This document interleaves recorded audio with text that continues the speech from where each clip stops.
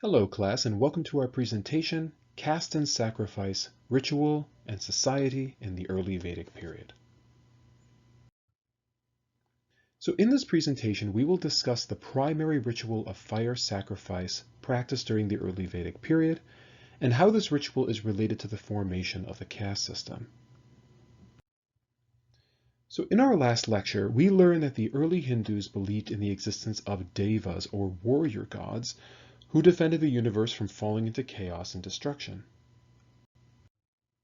And these devas, such as the mighty Indra, are out in the universe slaying asuras for the good of humankind.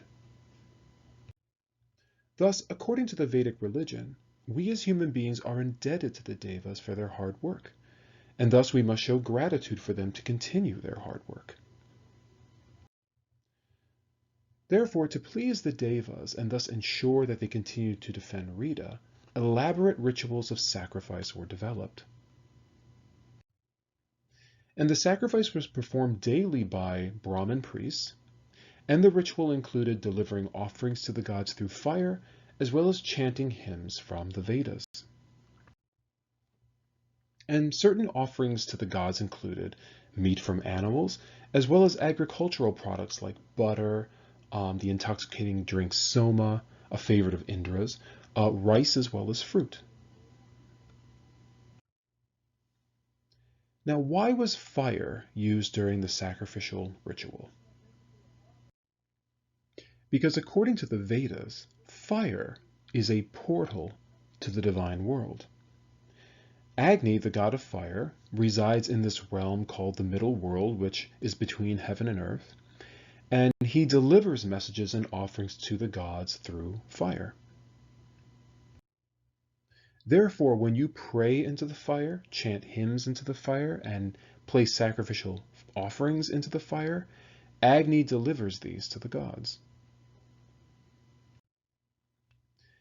Additionally, in the early Vedic religion, cremation is the primary funerary ritual.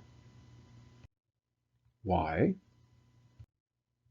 Because once again, when the bodies of the deceased are burned, they are purified through fire because it's seen as a kind of divine agent, it's a god, and is transported by Agni to the afterlife. So not only is Agni responsible for transporting sacrifices, hymns, and prayers, but also transporting the dead.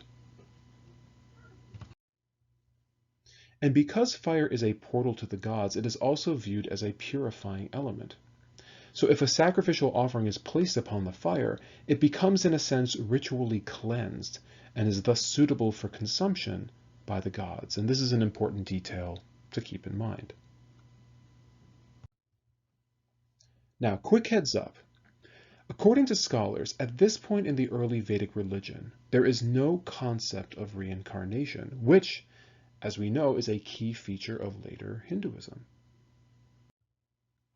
Rather, in the Vedas, there is a clear concept of an afterlife, which is experienced following one lifetime on Earth.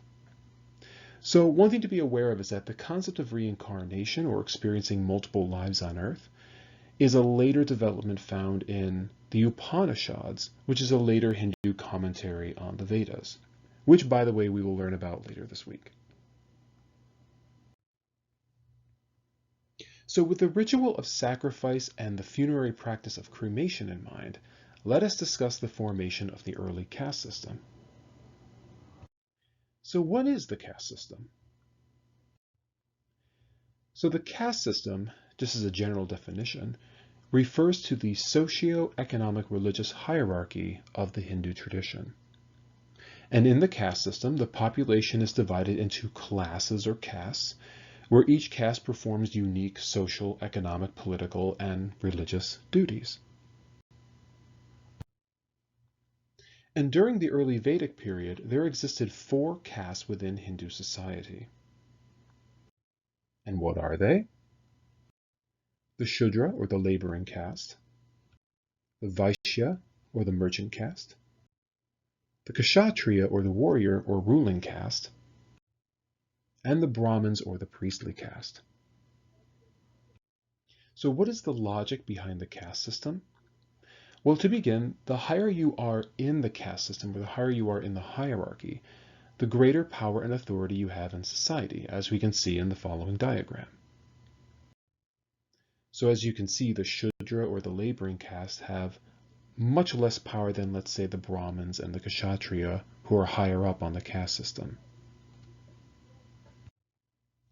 And secondly, in addition, the higher you are in the caste system, the more ritually pure you are in society, as is also seen in the following diagram. So as we can see, the Brahmins are the most ritually pure, whereas the Shudra are the least ritually pure.